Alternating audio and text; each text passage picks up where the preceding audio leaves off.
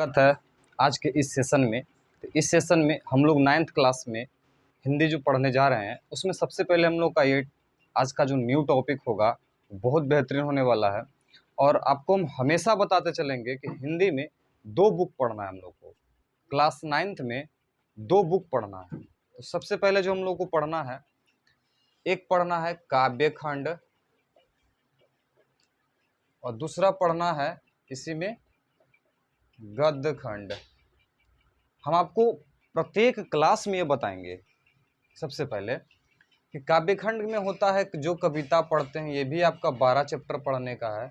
और काव्य खंड में जैसे हो गया आपका कहानी, निबंध, भाषण, ये सब सारे चीज़ें होंगे, ये भी 12 चैप्टर पढ़ने का है।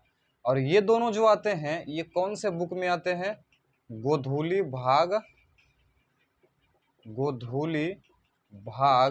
1 में। अच्छा, बच्चे को मन में कभी कभी ये डाउट हमेशा खाते जाता है और बच्चे सोच में पड़ जाते हैं कि सर गोधूली का मतलब क्या होता है, राइट? बहुत सारे बच्चे ऐसा पूछते हैं कि गोधूली का मतलब सर क्या होता है, बुक में तो ऑलरेडी लिखा हुआ रहता है।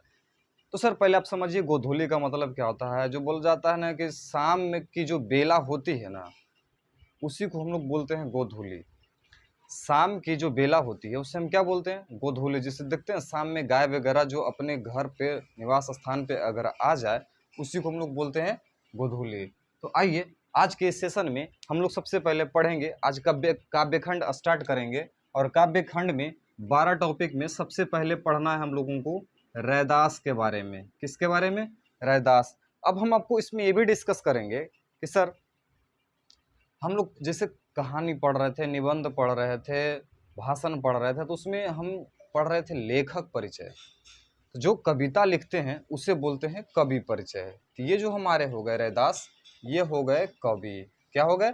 कवि। तो सबसे पहले हम लोग को ये याद करना है कि सर हमारा जो एग्जाम होता है उसमें कवि परिचय से भी ऑब्जेक्टिव में पूछा जाता है। जैसे उनका जीवन हो, उनका जन्म कब हुआ, उनके जीवनी के बारे में हर चीज़ पूछा जाता है। उनका जन्म कब हुआ, कहाँ हुआ, उनकी शिक्षा कैसे हुई, अपने वो जीवन में क्या क्या बेहतरीन चीज़ें किए, कुछ कौन सी रचनाएं किए, कौन सी किताब लिखे, ये सब सारी चीज़ों पर क्या होती है, उनके बारे में पढ़ा जाता है। डिस्कस करेंगे हम लोग, आगे पढ़ेंगे, ठीक है? तो सबसे पहले आइए रैदास के बारे में पढ़ते हैं। जिनके पास बुक होगा वो भी बैठ जाइएगा, और जिनके पास बुक नहीं होगा आप बेहतरीन तरीके से कान में ईयरफोन लगा के मस्त बैठ जाइए, सुनते चलिएगा। दम हर एक पॉइंट आपके साथ डिस्कस करेंगे। अगर ऐसा होगा तो हम बोर्ड पे जो इम्पोर्टेंट ऑब्जेक्टिव निकल सकता है उसको हम लिखने का प्रयास करेंगे। आप स्क्रीनशॉट करते जाइएगा या तो कॉपी पर राइट डाउन करते जाइएगा, नोट डाउन करते जाइएगा, काफ़ी बेहतर रहेगा आपके लिए। और यहीं से आपका हम सारा ऑब्जेक्टिव क्लियर करते चलेंगे। तो स्टार्ट करते हैं हम लोग रैदास से। बहुत मज़ा लगेगा पढ़ने में। हम लोग कवि के बारे में पढ़ेंगे, बहुत बेहतरीन लगेंगे पढ़ने में। रैदास, ठीक है? इतने बेहतरीन टॉपिक की चर्चा इन्होंने किया है कि आप भी पढ़कर एक बार जो है ना खुश हो जाइएगा। तो सबसे पहले आइए कवि परिचय में हम लोग स्टार्ट करते हैं। कहा जाता है कि रैदास नाम से विख्यात संत कबीर रविदास का जन्म बनारस में सन 1388 में हुआ था। यानी कि इनका जो बचपन का जो नाम था कहा जाता है संत रविदास था। क्या नाम था? संत रविदास था। आप खुद डिस्कस कीजिए इस चीज़ को कि सर हर एक व्यक्ति का जो होता है ना, नाम बचपना में कुछ और रहता है, मगर वो जब कुछ ऐसा काम करते हैं जो बड़े पद पे चले जाते हैं, देश के लिए कुछ अच्छा काम करते हैं, तो लोग उनका जो है ना एक अलग सा पहचान बनाने के लिए एक अलग सा नाम देता है। जैसे सपोर्टेड कर लीजिए, हम अभी बात करें कि कुछ हमारे फिल्म इंडस्ट्रीज में, बॉलीवुड में, या कोई बड़े बड़े नेता जो हैं या कोई ऐसे बड़े स्टार होते हैं जिनको हम लोग क्या करते हैं, एक बड़े स्टार बनाते हैं और उनका एक अलग सी पहचान, अलग सी एक दुनिया, अलग सा एक नाम देते हैं। उसी तरीके से रैदास का बचपन का क्या नाम था? संत रविदास। इनका जन्म कहाँ हुआ था? तो जन्म जो हुआ था ये बनारस में हुआ था। जन्म कहाँ हुआ था? बनारस में हुआ था। और जन्म कब हुआ था? तो कहा जाता है 1388 ईस्वी में हुआ था। कब हुआ था? 1388 ईस्वी में हुआ था। हर एक पॉइंट को डिस्कस करते चलेंगे, आपके साथ में रहेंगे। और कहा जाता है कि इनका जो मृत्यु हुआ था वो बनारस में ही हुआ था, यानी कि जो इनका निधन है ये भी कहाँ हुआ था, बनारस में हुआ था, बनारस में ही हुआ था। और कब हुआ था, 1518 ईस्वी में हुआ था। इनकी कुछ ऐसे चीज़ें इनके बारे में पढ़ेंगे जो आपको भी बहुत अच्छा लगेगा। जैसे हम बात करते हैं कि इनकी ख्याति से प्रभावित होकर सिकंदर लोदी ने इन्हें दिल्ली आने का निमंत्रण भेजा था, जिसको आज हम लोग के उस समय में इंग्लिश भाषा में बोलते हैं इनविटेशन कार्ड देना।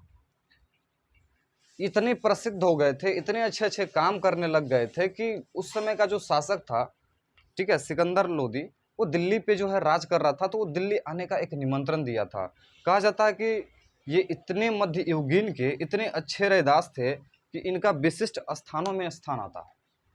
यानी कहा जाता है ना कि जो अभी जो हमारा भारत में है, मॉडर्न ज़माना में हम लोग जी रहे हैं, तो अभी के समय में जो सबसे हाईलाइट है, जो सबसे लोगों के नज़र में है, मान ली जाए कि अभी हम कहते हैं हमारे देश के प्राइम मिनिस्टर जो है, हमारे प्रधानमंत्री हैं, काफ़ी हाईलाइट है लोगों के बीच में, पूरी दुनिया के बीच में। तो वैसे ही उस समय में, उस युग में सबसे विशिष्ट स्थान में कौन थे, संत रविदास थे, जिनको हम लोग, हाँ चलिए रैदास के नाम से जानते हैं। मगर इनका एक चीज़ कहना था कि ये कबीर दास की तरह जो है ना, रैदास भी संत कोटि में कवियों में आते थे। जिस तरह से कबीर कहते थे ना कि हम किसी भी मंदिर मस्जिद पे विश्वास नहीं करते हैं, ठीक है, हम मूर्ति पूजा तीर्थयात्री जैसे जो हमारा दिखावा है उसमें भी रैदास को जरा भी विश्वास नहीं होता था। ये कहते थे कि हम सबसे अच्छा धर्म उस इंसान उस चीज़ों को मानते हैं, जैसे कहते थे कि वह व्यक्ति ही आंतरिक भावनाओं और आपसी भाईचारे का सच्चा धर्म मानते थे। वो जो दिल से किसी को मानते थे, आपस में भाईचारा का जो प्रेम होता है, भ्रातृत्व होता है, उसको ही सबसे बड़ा धर्म मानते थे। और हम आपको बताएं कि आज के समय में भी इसी चीज़ को मानना चाहिए। जैसे सपोर्टेड कर लीजिए कि आज खुद आप सोचिए कि आप बहुत मंदिर मस्जिद तीर्थ यात्रा घूम रहे हैं और मन में किसी के प्रति हमेशा निंदा है, बुराई है, आप किसी के बारे में कुछ गलत बोलते रहते हैं, तो ये क्या हुआ कि आपने ऊपर का सिर्फ मैल धोया, अंदर का मन का तो सफाई हुआ नहीं। तो मन का जब सफाई नहीं हुआ तो वैसे ज़िंदगी और वैसे शरीर लेकर घूमने में और मंदिर मस्जिद और इस पत्थरों में विश्वास करने से क्या फ़ायदा। ऐसा हम नहीं, ऐसा रैदास कहा करते थे कि हम सच्चे इंसान और सच्चे भाईचारों को हम मानते हैं सच्चा धर्म, राइट। रैदास ने अपनी काव्य रचनाओं में सरल व्यवहारिक ब्रज भाषा का प्रयोग किया है, जिसमें अवधी राजस्थानी खड़ी बोली और उर्दू फारसी के शब्दों का मिश्रण है। आजकल हम लोग घर पे बोलते हैं ना कि कौन सी भाषा बोल रहे हो, उर्दू फारसी समझ में नहीं आ रहा है, तो कुछ वैसे ही भाषाएं थी, अवधी राजस्थानी खड़ी बोली, जो अभी बच्चों को ये भी पता नहीं होगा कि सर अवधी क्या होता है, खड़ी क्या होता है, अब राजस्थानी क्या होता है, उर्दू क्या होता है, फारसी क्या होता है। तो उन लोगों को ये पता होना चाहिए कि आप भाषा पढ़िए, हिंदी व्याकरण में भाषा टॉपिक पढ़िए, आपको सारे चीज़ों का नॉलेज होगा। और हम उसका नेक्स्ट वीडियो लाने वाले हैं, ग्रामेटिकल जब हम स्टार्ट करेंगे हिंदी व्याकरण, तो सबसे पहले हम भाषा ही स्टार्ट करेंगे, भाषा व्याकरण और लिपि। आपको हम हर एक भाषा के बारे में बताएंगे कि हमारे बिहार में 6 भाषाएं बोली जाती है और 6 भाषा का लैंग्वेज क्या क्या होता है बोलने का, वो भी डिस्कस करेंगे। आप वीडियो में बने रहिएगा। अगर मेरा सेशन अच्छा लग रहा होगा तो आप लोगों के बीच में शेयर करते चलिएगा और कमेंट जरूर कीजिएगा कि सर आपको वीडियो कैसा लग रहा है, ताकि आपका प्यार अगर हमें मिलता रहा तो हम और बेहतर बेहतर वीडियो एनर्जेटिक के साथ आपको देते रहेंगे। चलिए आगे नेक्स्ट पढ़ते हैं। देखिए कहते हैं कि इनके प्रति जो था ना रैदास के, एक ऐसी भावना थी, एक ऐसी चीज़ें थी कि इन्होंने एक धर्म ग्रंथ लिखा था जिसका नाम था गुरु ग्रंथ साहब। एक धर्म ग्रंथ लिखे थे, गुरु ग्रंथ साहिब। देखिए जो भी ऑब्जेक्टिव बन रहा है हम बनाने का आपको काफ़ी प्रयास करेंगे, ठीक है। कहता है कि यहाँ रैदास के 2 पद लिए गए हैं, यहाँ रैदास के 2 पद लिए गए हैं। फर्स्ट में ये कहता है कि प्रभु जी तुम चंदन हम पानी, प्रभु जी तुम चंदन हम पानी, ये इनका जो है ये फर्स्ट पद है, ठीक है। कहता है प्रभु जी तुम चंदन हम पानी में कभी अपने आराध्य को याद करते हुए उनसे अपनी तुलना करता है। यानी कहने का मतलब है कि लेखक कवि हम लोग को ये बताते हैं कि हे प्रभु अगर आप चंदन हैं तो हम उसका क्या हैं, पानी है। क्योंकि चंदन का जो मिलन होता है वो पानी से होता है, क्योंकि अगर चंदन आपके हाथ में है, अगर थोड़ा पानी मिला दीजिएगा, अगर कहीं अगर मस्तिष्क में लगाते हैं तो हमेशा वो सुगंधित करेगा। ऐसा हमारे कवि का कहना है, ठीक है। दूसरे पद में कवि निर्गुण भक्ति की सार्थकता सिद्ध करता है, यानी कि सार्थक का मतलब होता है जो सही चीज की बात होती है, और निरर्थक का मतलब होता है जो बात सही ना हो, ठीक है। कवि की नज़र में ईश्वर की पूजा अर्चना के लिए चढ़ाए जाने वाले फल फूल जल अनूठे नहीं हैं। यानी कवि ये भी कहते हैं कि हमारे नज़र में फूल चढ़ाना, फल चढ़ाना, जल चढ़ाना, ये चीज़ को हम नहीं मानते हैं, ये झूठे और गंदले हैं। कहते हैं दुनिया में पवित्र है कहाँ। दूध भी जो है, हम इस टॉपिक में आपको पढ़ाएंगे कि कवि का कहना है कि दूध भी तो झूठे हैं, फल भी तो झूठे हैं, फूल भी तो झूठे हैं, और जल भी झूठे हैं। अच्छे हैं कहाँ, पवित्र हैं कहाँ जो मैं आपको चढ़ाऊं। और आपको हम इस टॉपिक में प्रूव कर देंगे कि सब चीज़ झूठा है, कोई भी पवित्र नहीं है।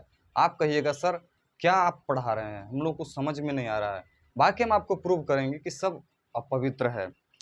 देखिए, इसलिए कभी पूजा अर्चना के कर्मकांड में न पढ़कर मन ही मन ईश्वर की पूजा करता है। और कहा भी जाता है कि मन चंगा तो कठौती में गंगा। आपका अगर मन साफ है तो दुनिया का हर चीज़ साफ है। यही तो चीज़ है साहब जो सबका साफ होना चाहिए। अगर मन ही साफ नहीं है तो इस शरीर में मैल छोड़ा कर क्या कीजिएगा। वैसे भी तो 3 साबुन लोग रोज लगाता है। सुबह शाम दोपहर गर्मी में तो स्नान करना है ही, 4 गो सेंट लगाना है ही, मुंह में 10 गो क्रीम लगाना तो है ही। तो ये चेहरा को और शरीर को साफ रहने से कोई फायदा नहीं है। बड़े बड़े स्टार को देख लीजिए, पूरा बॉडी ही ब्यूटी पार्लर में जाकर साफ होता है, मेकअप होता है। और मन आप खुद जान रहे होंगे, विशेष में बोलने की जरूरत नहीं है। अब देखिए कहता है आगे कि अपने भीतर ही ईश्वर के सहज स्वरूप को छवि बनाते हैं। यानी कि लेखक जो है, कवि जो है, सॉरी माफ़ी चाहते हैं, हम बार बार आपको लेखक बोल दे रहे हैं। कवि जो कहते हैं कि लोगों का जो है ना मन साफ होना चाहिए, वही हमारा सहज सुंदर और सरल पवित्र मन होता है। अगर मन हमारा साफ है, किसी चीज़ के बारे में अगर हम अच्छे चीज़ से सोच रहे हैं ना, तो लोग कहता है ना कि आप बहुत अच्छे से सोचिएगा तो आगे बढ़िएगा। क्योंकि कहा भी गया है कि जैसा लोग सोचता है वैसा ही बन जाता है। आप जैसा सोचिएगा वैसा बन जाइएगा और वैसा करने भी लगिएगा। अगर आपके मन में अगर अच्छे विचार आ रहे हैं तो अच्छे विचार करना सोचिएगा भी, करिएगा भी, और उसके अकॉर्डिंग आगे आप बढ़िएगा भी। ये हमारा ये कवि परिचय था जो हम आपको ऑलरेडी पढ़ा चुके हैं। अब इनके बारे में 2 पद हम लोगों को पढ़ना है। फर्स्ट पद में हम लोग अब आ जाते हैं पढ़ने के लिए, और बहुत बेहतरीन तरीके से पढ़ेंगे और हर एक स्टेप को आपको हम समझाने का प्रयास करेंगे। तो आइए आगे हम लोग पढ़ते हैं। पहले इसको हम लोग रफ कर लेते हैं क्योंकि हमने कवि के बारे में ऑलरेडी पढ़ चुके हैं।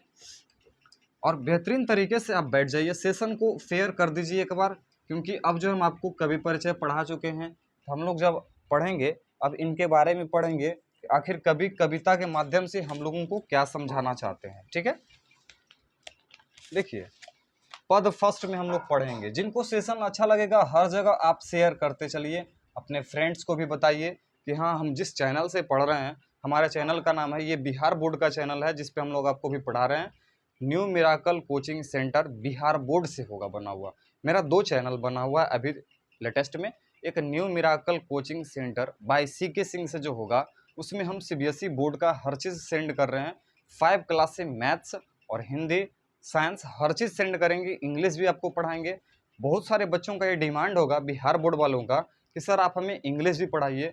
अगर आपका प्यार सपोर्ट मिलता रहा तो हम आपको जो है स्पोकन भी पढ़ाना चालू करेंगे ऑनलाइन। आप हमसे फ्री ऑफ कॉस्ट आप पढ़ेंगे, हमसे आप जुड़िए। आपका प्यार हमारे लिए बहुत है, आपको हर चीज़ देने का प्रयास करेंगे। और घर घर में जिस तरह से लोग कहता था ना कि गब्बर सिंह आया है सो जा, उस तरह से हर घर में मेरे चैनल का इस्तेमाल होना चाहिए और हर एक पॉइंट्स आपके पास पहुंचाने का प्रयास करेंगे। राइट, तो आइए आगे पढ़ते हैं।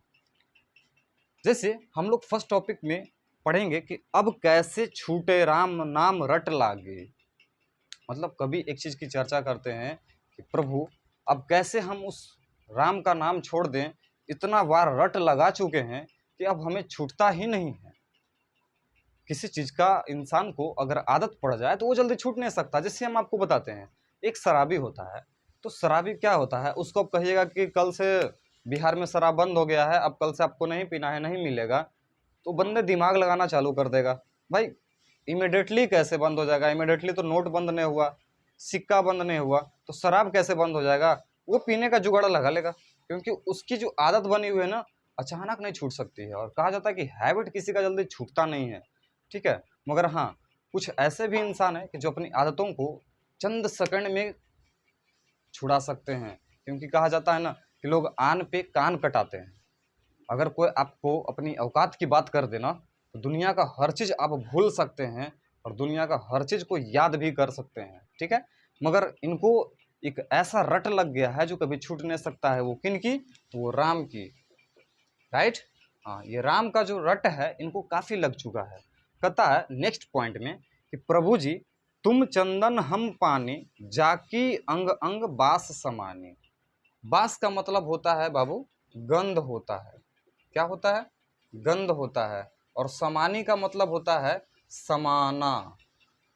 समानी का मतलब क्या होता है? समाना, यानी कि किसी के शरीर में, किसी के मन में जाके समा जाना, उसी को बोलते हैं समानी, राइट।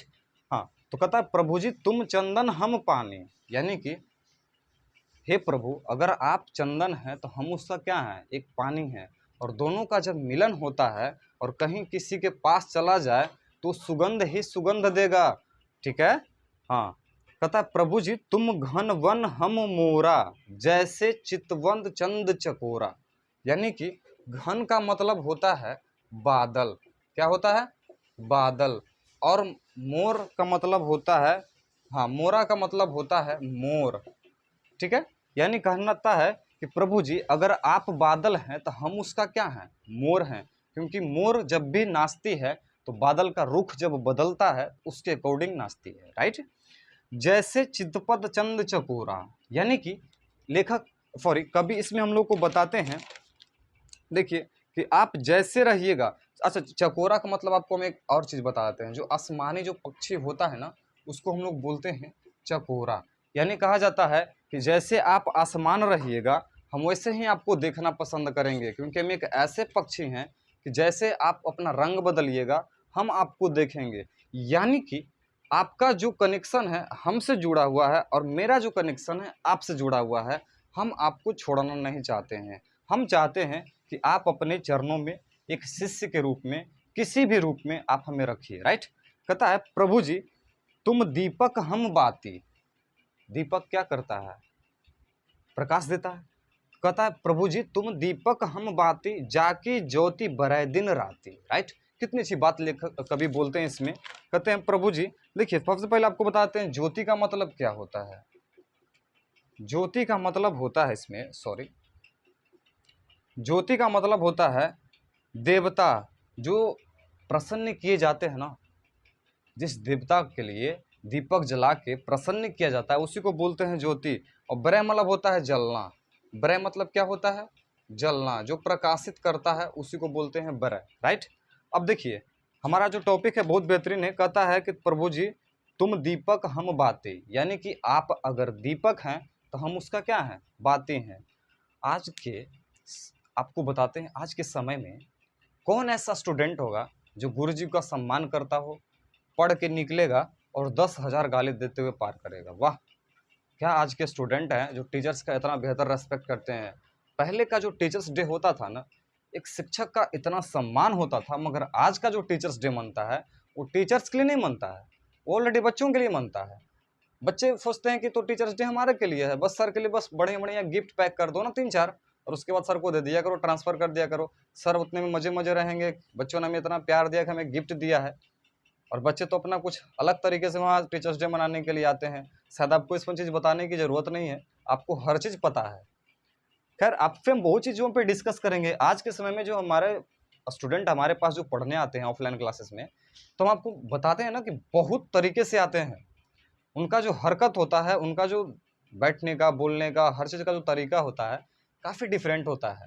हम आपसे डिस्कस करते रहेंगे इसमें सारी चीज़ों को कि आज के समय में बच्चे क्या-क्या सोचते हैं और क्या-क्या करते हैं, क्या उनका मन में चलता रहता है। हाँ, कहते हैं कि जाके ज्योति बरय दिन राति, यानी कहने का मतलब है कि अगर दीपक प्रकाश दे रहा है तो उसके पीछे किसका हाथ होता है? एक बाती का हाथ होता है। अगर बाती ना हो और दीपक में सारा चीज़ अवेलेबल हो तो वो प्रकाश नहीं देगा, वो अंधेरा का अंधेरा ही रह जाएगा। प्रभु जी तुम मोती हम धागा, जैसे सो नहीं मिलत सुहागा।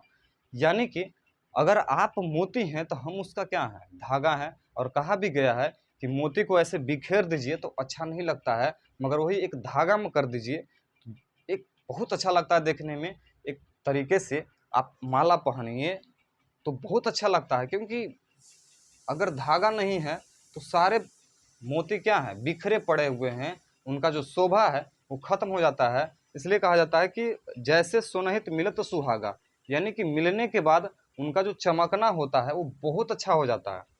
प्रभु जी तुम स्वामी हम दासा, ऐसी भक्ति करे रहे दासा। यानी कहने का मतलब है कि प्रभु जी आप अगर स्वामी हैं तो हम उसका क्या है, दासा है। यानी कि दासा का मतलब होता है भक्त, ठीक है।